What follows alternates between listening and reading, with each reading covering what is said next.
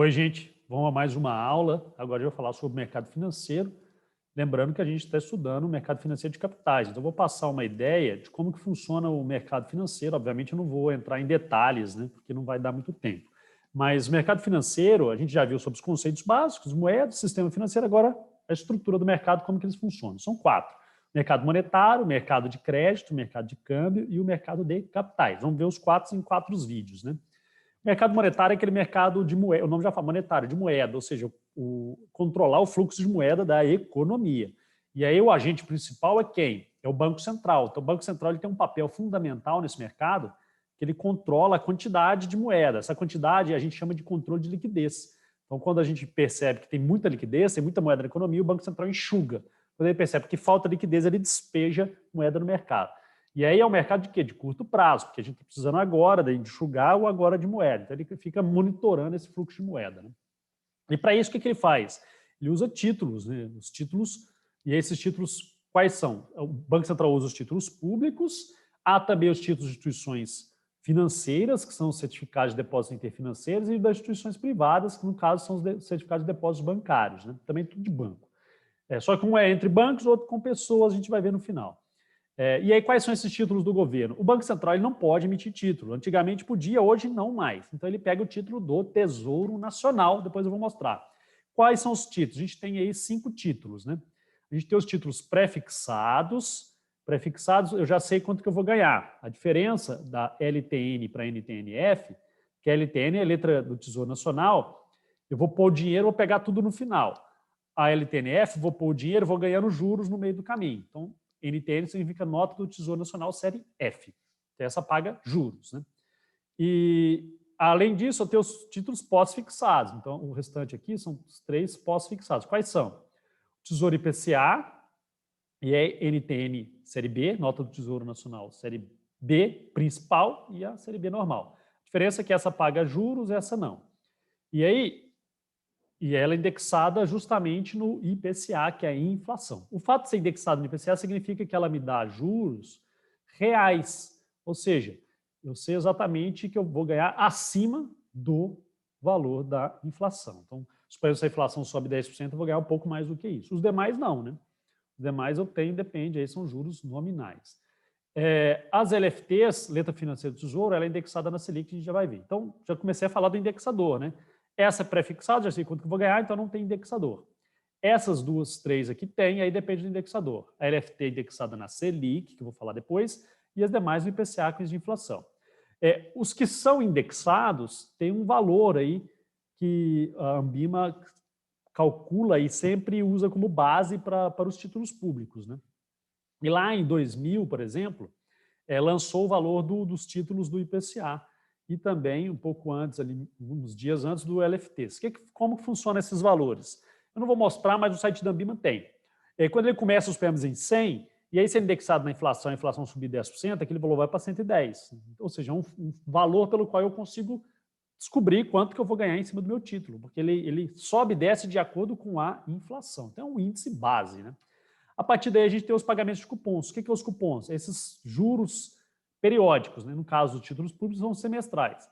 Aqui também varia, mas tem muito tempo que esse título aqui ele paga 10% ao ano. E aí, quando você traz para semestre, dá na faixa de 4,88% ao semestre. Ou seja, se eu investir um dinheiro ali, vou receber 4,88% no semestre em relação ao valor final dele, né? Então, eu já sei mais ou menos totalmente quanto que eu vou ganhar naquele período.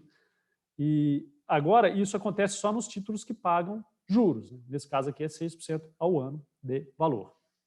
Logo, os títulos pré-fixados, eu já falei, ele tem um valor final, que no caso do Brasil é de 1.000, e o valor de hoje, que é o PU. E aí esse valor de hoje depende dos dias úteis, então ele desconta, 1.000 ele vai descontando e fica um valor menor, fica 900 alguma coisa, 800, dependendo do prazo. Se o prazo é muito grande, esse valor é 700, 500. Se o prazo é pequenininho, esse valor é 900, muito próximo de 1.000. E essa diferença entre o valor de hoje e o valor do final dá a taxa de juros, né? Os que pagam juros semestrais, no mês 7 e no mês 1, eles sempre pagam os juros correspondente àquela taxa de 10% que eu falei ao ano, traz a semestre, né? Então, eu já sei quanto que eu vou ganhar e no final é o valor de 1.000 mais o último juros, né?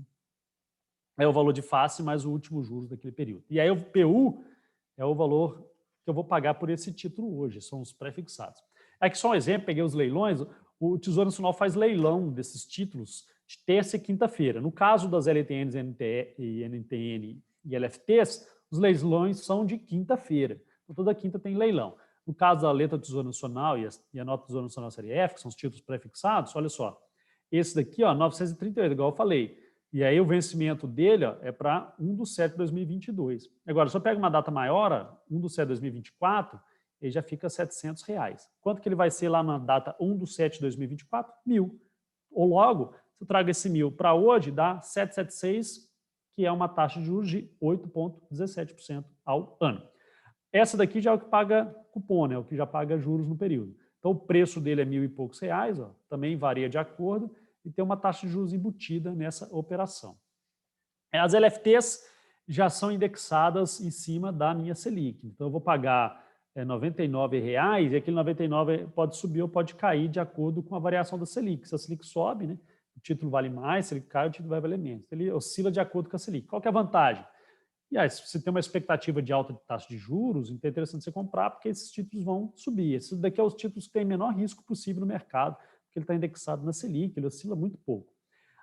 Vale ressaltar também que existe um deságio aqui, ó, um ágio, um deságio. Esse caso é um deságio, ou seja, ele vai pagar a Selic mais aquela gordurinha. Né? Então, quanto que é essa gordurinha? Aí depende do título. Nesse caso aqui é de 13% acima da Selic. Se a Selic tiver 2%, 2,13%, né? Próximo disso. A matemática não é bem assim, mas é próximo disso. 33%, ou seja, 0,33% em cima do 2%, do 2,75%, do 3%, depende da Selic. A NTN-B, o leilão já ocorre geralmente de terça-feira, no caso aqui no dia 6, os títulos estão lá, R$115, o valor dele está pagando 4% mais o valor do IPCA, ou seja, se ele sobe, ele paga um pouco mais. Né? Então, ou seja, essa emissão dos títulos públicos, ela ocorre de duas formas. Ela tem o leilão formal, que o Tesouro faz, terça e quinta-feira, igual eu acabei de mostrar, e tem os leilões informais, que é o Banco Central que faz, chama Go Around, né? Que é as vendas de títulos no mercado de open market por meio de dealers. Né? Dealers são instituições financeiras cadastradas para operar no mercado do Banco Central. Então, o Banco Central, o que ele faz? Ele pega esses títulos do governo também e ele emite ele si próprio ou o próprio Tesouro emite. Há também a possibilidade de uma oferta direta, né, que é o Tesouro Direto, que é muito conhecido, onde as pessoas conseguem investir suas poupanças ali nesses tesouros do governo. Só que o volume financeiro do Tesouro Direto é muito menor do que quando compara o volume financeiro do leilão do Tesouro do Banco Central. Não, do Banco Central e o Tesouro Direto. Mas no leilão do Tesouro. O Tesouro Direto, por outro lado, ele tem constantemente, ele não é de terça e quinta, você consegue comprar com uma frequência maior. Agora, como que funciona na prática? Né? Então, primeiro o governo ele estabelece a política monetária, essa política monetária tem dois tipos, eu posso ser expansionista, imagina que a economia está meio ruim, então o que o governo faz? Ele quer estimular, então ele quer injetar liquidez na economia, o pessoal passa a ter dinheiro, passa a consumir não vai ter que vender mais, vai ter que... Né, comprar carro, então as montadoras vão ter que montar o carro e vai ter que contratar funcionário, ou seja, gera um aumento na economia. Então, é uma economia expansionista. Ou pode ser uma economia restritiva, ou seja, ele enxuga esse dinheiro da economia justamente para impedir que haja esse fluxo maior de monetário. Agora, por que acontece isso? Geralmente, quando a economia está muito ruim e a inflação está baixa, ele vai gerando estímulo. Né? Então, no Covid-19, por exemplo, na pandemia que a gente está vivendo, o Banco Central americano está gerando um estímulo grande, cada vez mais, para tentar, né, minimizar o impacto da economia. O Banco Central brasileiro também, ou seja, ele vai gerando um estímulo grande. Qual que é o problema? Quando as pessoas têm dinheiro demais, ela gasta. Então, ao invés do padeiro produzir mais pão para tentar suprir a demanda, o padeiro pode elevar o preço. Então, elevar o preço gera inflação. E aí o governo muda a política para uma política meio restritiva. O problema da restritiva é que dá problemas econômicos. Né? E aí, quais são os instrumentos de política monetária que o Banco Central pode usar? Ele pode usar o recolhimento compulsório, que eu vou mostrar, o open market e o redesconto, que a gente já comentou na aula de sistema financeiro, mas aqui eu vou detalhar um pouco mais. Né?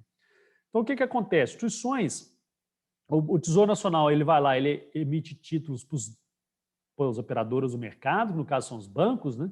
Pode comprar esses títulos diretamente do Tesouro, via leilão. Se a gente voltar lá, aqui os leilões, ó, não sei se vocês perceberam, existe uma quantidade que é separada para o Banco Central, a BC e as demais. Então, esse leilão aqui, ó, essa oferta aqui, ó, foi uma oferta geral para os bancos. Essa oferta aqui já é uma oferta muito específica do Banco Central, né? Ou seja, ele emite para os bancos e pode emitir para o Banco Central. O Banco Central, geralmente, ele não compra esses tesouros. O Tesouro dá o título para ele, bota na carteira do banco, o Banco Central usa. Quando é que ele vai comprar?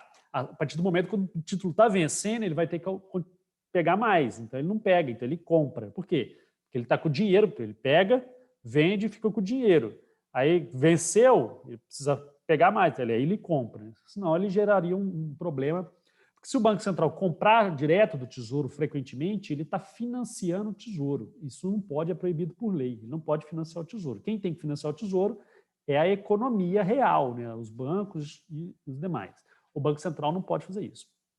Então seria muito fácil, né? Ele imprime dinheiro, fica comprando título do Tesouro, fica financiando ali o Tesouro, que no caso o Tesouro é o governo, né? Então é proibido por lei. E aí o que acontece? Então ele tem um número de carteiras, ele pega esses títulos e ele consegue emitir no mercado. Agora, o que é o depósito compulsório? Compulsório é um mecanismo que ele consegue enxugar esse dinheiro. Como que ele faz isso? Então, imagina que a Maria vai lá, deposita R$1.000 num banco, na conta corrente dela, o banco tem que repassar um compulsório para o Banco Central. Então, esse valor ele entra ali no balanço do banco, eu vou mostrar. Uma vez que ele repassa isso daqui, ele está passando o quê? Nesse caso aqui, ó, 50%. Se o banco aumenta isso daqui para 80%, repare então que ele vai passar o quê? R$800, né? E aí esse banco vai ficar só com 200. 200 ele não consegue fazer a economia girar, ele não consegue emprestar. Se o banco normal tivesse mais dinheiro, ele consegue emprestar para você comprar carro, casa, né? Capital de giro das empresas, ou seja, ele consegue enxugar o dinheiro da economia. O Banco Central via compulsório, que é um depósito, o nome já fala, compulsório, é obrigatório que as instituições financeiras depositem no Banco Central. Só que isso demora, né? Porque ele estabelece um percentual, ela vai depositando, vai retendo. Então, um mecanismo mais rápido tem, a gente vai ver, que é o mecanismo de open market. Logo, então, o Banco Central tem lá no seu balanço o depósito compulsório dos bancos e tem também os títulos públicos que o Tesouro Nacional deu para ele, né? Então, se a gente observar aqui o balanço do Banco Central, ó, nessa linha aqui do lado esquerdo do ativo, está lá 1.925 bilhões, ó, os dados aqui é os dados de 2000, né? Então, os dados de 2000 é quase 2 trilhões de reais em títulos do Tesouro. No outro lado, ó, tem os depósitos compulsórios. Isso gera o quê? Esse depósito compulsório, mais esse dinheiro aqui, ó, esse meio circulante, que é a moeda que está circulando, forma o que a gente chama de base monetária. Então, o Banco Central monitora aquilo ali. Se ele percebe que esses compulsórios estão aumentando muito, por que está aumentando muito?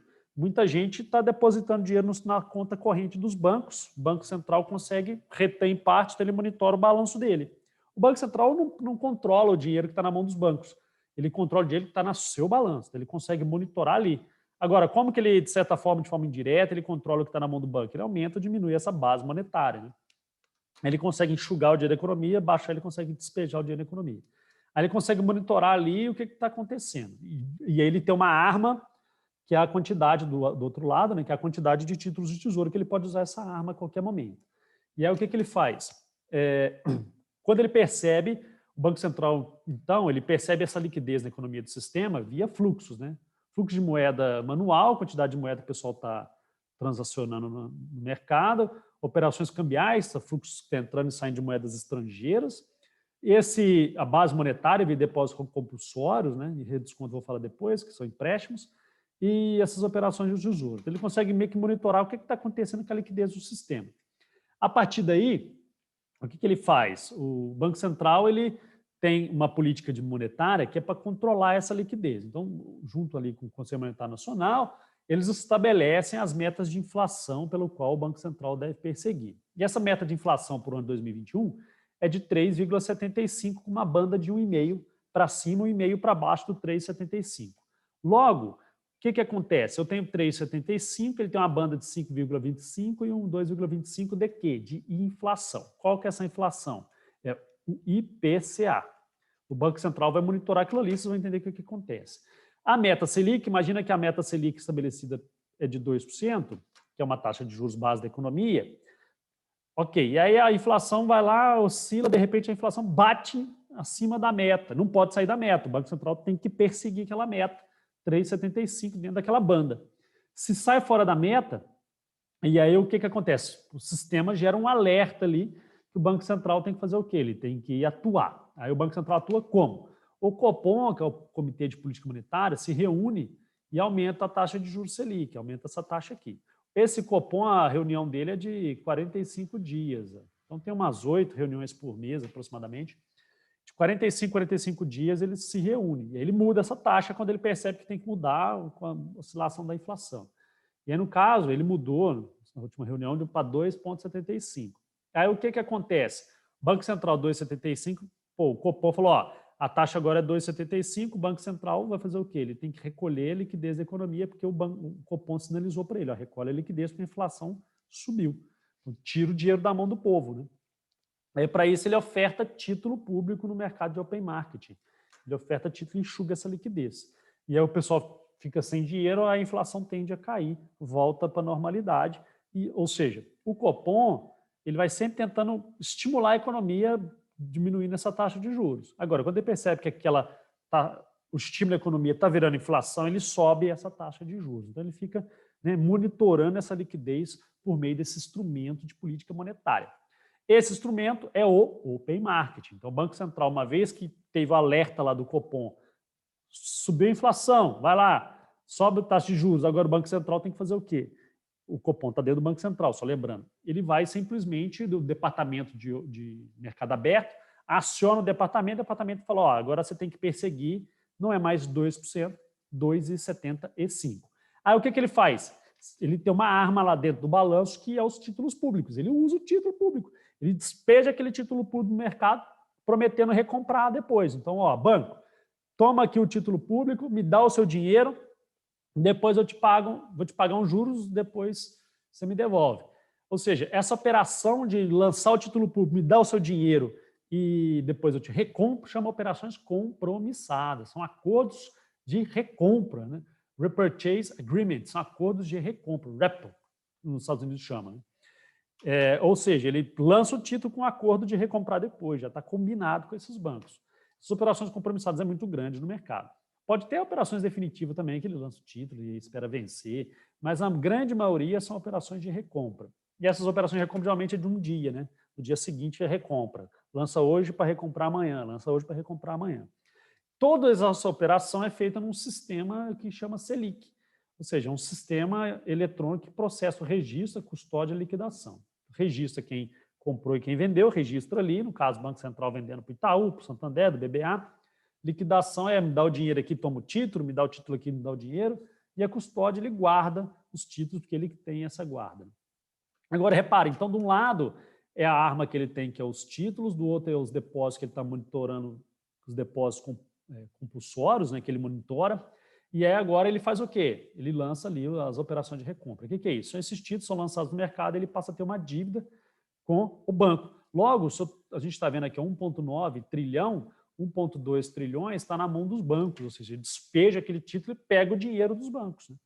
Pega o dinheiro dos bancos, a partir desse dinheiro, ele fica com aquela dívida de devolver aquele valor. Né? Ou seja, é uma operação monetária de enxugamento de recursos da economia. Então, quanto mais título público ele tem, mais ele consegue despejar ou recolher dinheiro da economia, que é um mecanismo que ele tem. Né? Então, o Banco Central Americano, por exemplo, como que ele faz? O ativo, olha só, se a gente for ver, saiu de 3,4 para 3,900. Né? Inflou o ativo do Banco Central. Como que ele faz para despejar dinheiro na economia? Processo inverso. Ele vai recolhendo os títulos da economia e vai dando dinheiro para esse pessoal. Ele infla o balanço dele com títulos que ele vai recolhendo do Tesouro no mercado. Então, o Tesouro emitiu o título no mercado, ele vai recolhendo aqueles títulos e despejando dinheiro. Né? Ou seja, ele está jogando dinheiro na economia. Não necessariamente ele está imprimindo dinheiro, igual todo mundo tradicionalmente acha que acontece. É o mecanismo que ele faz. Agora, o que é a Selic, aquela taxa? Pô, a taxa que o Copom estabelece, não entendi. Uma coisa que ninguém sabe, mas existem duas Selics. Né? Existe a Selic meta, 2,75%, que o Copom estabelece. Existe a Selic que o Banco Central usa nas suas operações.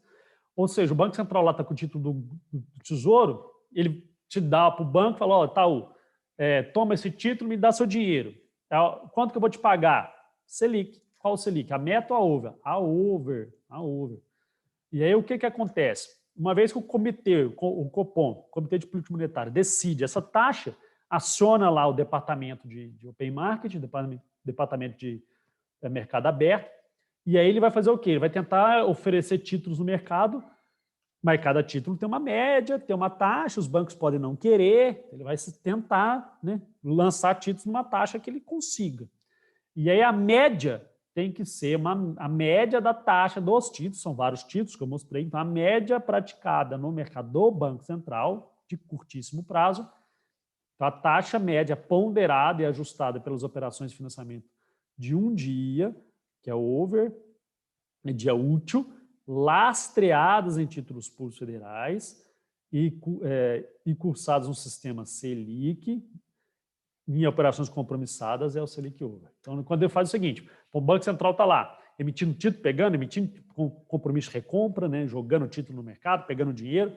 Cada banco vai prometer uma taxa, vai tentar negociar ali com os bancos. Essa taxa, na média, tem que ser próximo dos 2,75. Ele vai buscar a meta, vai perseguir a meta que o próprio Copom estabeleceu. Né? Tudo bem? Então, assim, agora, quando o Copom estabelece uma mudança nessa taxa, gera um impacto econômico de forma geral, principalmente monetário. A alteração na Selic, o que acontece? Aumenta ou reduz o volume de títulos no open market. Ele consegue despejar título, ele consegue recolher título, né, no mercado. Ele consegue fazer isso, ou seja, ele aumenta a liquidez e reduz a liquidez. Por outro lado, mudar essa taxa de juros, lembrando só um detalhe, quando ele joga liquidez no mercado, significa que os bancos passam a ter dinheiro e conseguem facilmente emprestar e o pessoal passa a ter dinheiro e consegue consumir. Só que aí pode acontecer da inflação subir. Né? E ele faz o inverso, ele sobe a Selic, os bancos vão, compra título do governo, o governo recolhe, o Banco Central recolhe, enxuga o dinheiro da economia. Baixa a Selic, despeja dinheiro na economia. Então o processo tem esse comportamento. Um outro detalhe, ele altera a curva de juros da economia, que eu vou mostrar. E essa curva de juros impacta o crédito. Ou seja, se a taxa de juros sobe, o crédito fica mais caro. O crédito ficando mais caro, as pessoas vão pensar 2 vezes antes de ir comprar carro, montar uma casa, comprar uma casa, uma montadora e expandir, porque ficou caro, o crédito ficou caro. Toda vez que o crédito fica caro, você desestimula a economia. Então, sobe a Selic, gera um desestímulo à atividade econômica. Cai a Selic, passa a ter um estímulo à atividade econômica. Então, a curva de juros, só para a gente ter uma noção, quando ela estava 2%, no dia 26/2, 2021, ela estava assim, os títulos de curtíssimo prazo, no dia útil, igual eu comentei, está lá, 2%. Né? Daqui é a taxa ao ano, 2% ao ano, mas em um dia. E as de longo prazo, lá a gente pega mais do que 10 anos, né? Estava lá em 8,75. Se a gente traça aqui uma reta, você vê que ela vai bater próximo de 8,75. Prazo longo, 8,75. Aí o Copom, o que ele fez? O Copom mudou a taxa para 2,75. A reunião foi lá no mês 3, mas no dia 26/3 não é a reunião, mas no dia 26/3, qual que estava exatamente essa curva de juros? A curva sobe. Então, quando o Copom subiu, a de curtíssimo prazo está lá, 2,75. A curva de juros toda pode subir. Ou pode ser que não suba, né? Ele vai monitorar essa curva de juros. Mas, geralmente, pode acontecer de todo o grupo subir no longo prazo. Essa discussão sobre curva de juros é outro conteúdo que a gente tem que falar depois. Ou seja, o banco...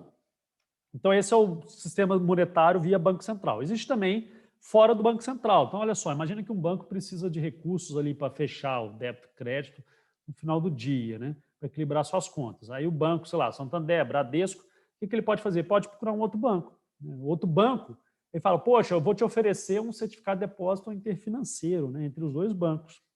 E eu vou te oferecer um título que eu vou pagar 1,9% de juros amanhã para você. Pode ser? Aí o que esse outro banco, esse banco fala, eu vou te pagar uns juros de 1,9 para esse, você me dá o dinheiro? Aí esse banco vai pensar, falou, poxa, 1,9? Aí eu olho, o Banco Central está me oferecendo título a 2%. Então esse banco vai mandar o dinheiro para o Banco Central ou vai mandar o dinheiro para esse banco? Óbvio que ele não vai mandar o dinheiro para o Banco Central, né? Pela lógica. Aí o que esse banco tem que fazer? Ele fala, não, então vamos fazer diferente, eu vou te oferecer agora a 2, ou um pouquinho mais. Aí esse banco falou, opa, já mudou a história. 2 aqui, para ele tanto faz, questão só de crédito, né? Diferença pequena. Então, aí ele vai dar o dinheiro, aceita, beleza. Ou seja, a taxa Selic do mercado, que é praticada lá no Open Market, que o banco emite, ela se liga à taxa CDI, o inverso, né? A taxa CDI se liga à taxa Selic. Por quê? Porque esse banco não vai querer oferecer 4% para pegar o dinheiro desse banco, porque é muito caro para ele não quer se endividar tanto. Ele vai oferecer uma taxa muito próxima da Selic. Então, a taxa Selic sobe todas as taxas do mercado. A taxa Selic cai todas as taxas do mercado. Né? E agora, só para vocês verem também o que acontece com a mudança Selic, muda a CDI, e na ponta, pessoa. Pô, tem lá uma pessoa que tem dinheiro sobrando. Aí o banco fala assim, poxa, como ele oferece títulos no mercado, quando oferece dinheiro no mercado, vai precisar de dinheiro também. Então, o que ele pode fazer? Ele pode oferecer um título para uma pessoa lá, o João. Falou, João, vou te oferecer um certificado de depósito bancário, vou te pagar 80% do CDI. O João pensa, poxa, estou com meu dinheiro aqui, será que vale a pena? 1,6%? Fala, até que vale, né? Então, beleza, eu concordo. Então, o que ele faz? Ele passa o dinheiro para o João, o banco dá um certificado de depósito bancário para o João. Então, o João passa dinheiro para o banco. Aí, esse banco pode passar o dinheiro para frente, faz o que ele quiser. Ou seja, repara, então, que essa taxa vai ligar essa taxa que vai ligar as taxas de investimento de renda fixa do mercado como um todo, que no caso é o CDB, fundos de investimento e demais. Ou seja, aquela simples taxa do Banco Central, lá que o Copom define numa reunião, ela faz um encadeamento geral do sistema monetário, fluxo de moeda, de fundos, de investimentos e demais. Tudo bem, gente? Espero que vocês tenham aprendido um pouco sobre o mercado monetário. Depois eu vou falar sobre os demais mercados. Abraço.